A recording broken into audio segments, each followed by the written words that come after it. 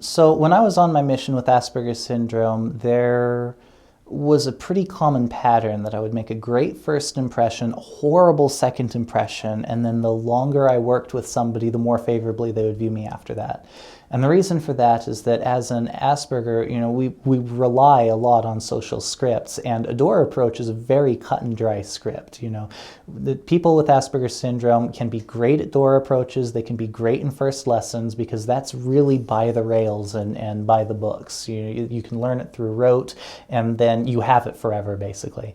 However, after that, once you start trying to develop a relationship of trust with either an investigator or members that you're working with, that's when things get kind of dicey because everybody's different and everybody's going to interact with you in a different way. And because of that, like, your scripts will start to break down. You'll have to start relying on instinct or prior training and things like that. And, then people start to think that you're kind of weird, especially because when you're a missionary, you're not supposed to talk about certain things, getting involved in a long conversation on video games with somebody who likes video games. Like, you're just limited socially in how you can interact because everything that you do represents the church, and so there are just some conversation trees you can't delve down.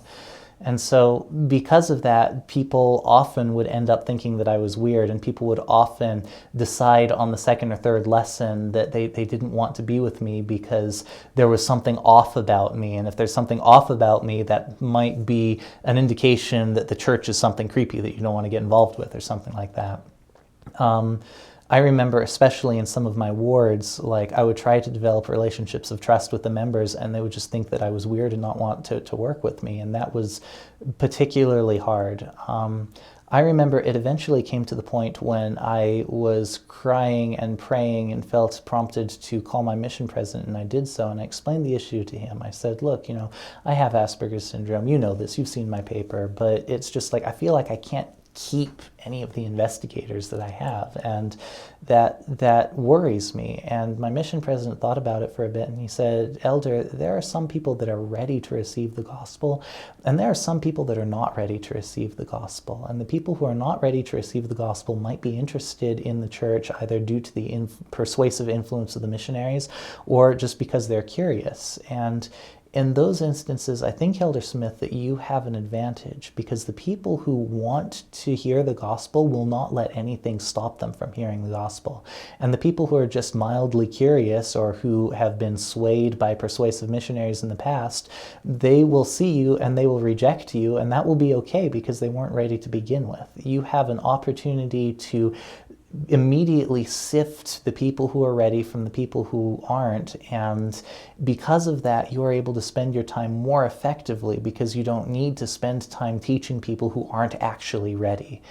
And later on, like, I thought about that, and later on I just took out all of my notebooks from when I had been on a mission, and I added together all of the investigators that I had taught and the lessons that I had taught, just like numerically, all of the numbers that I had had. And then I compared that to the number of baptisms, and I compared that to the mission average. And it turned out that I had on average 1/3 the number of lessons, 1/3 the number of investigators, 1/3 the number of people that I had brought successfully to church, like just about 1/3 on average across all of the key metrics, except for baptism.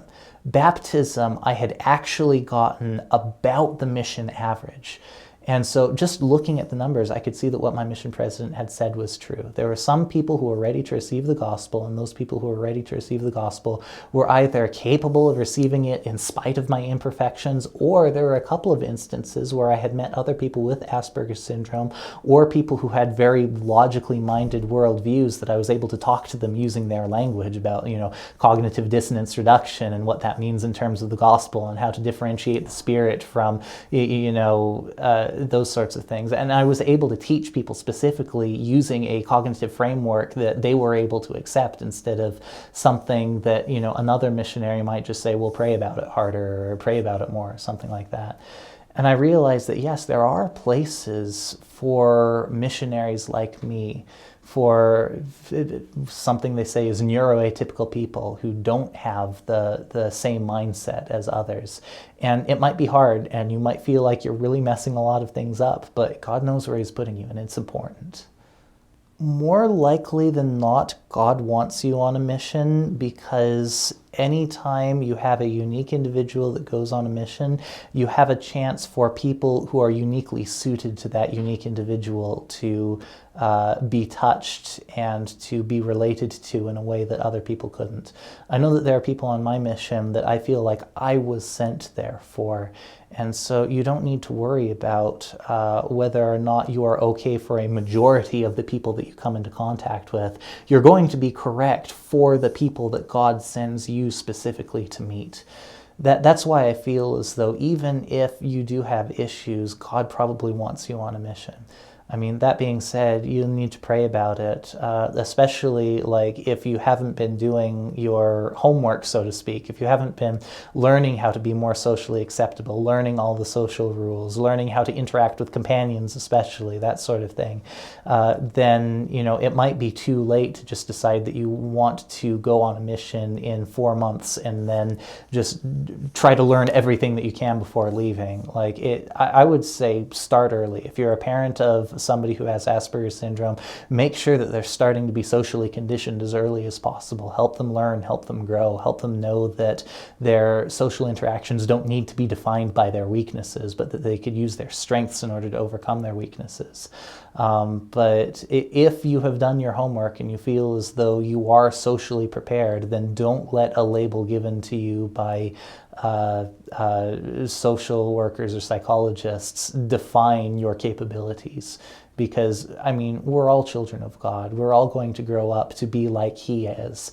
And He has the best strengths of both the Aspies and the normal people. And He will be able to help change who you are into somebody that is ready to serve.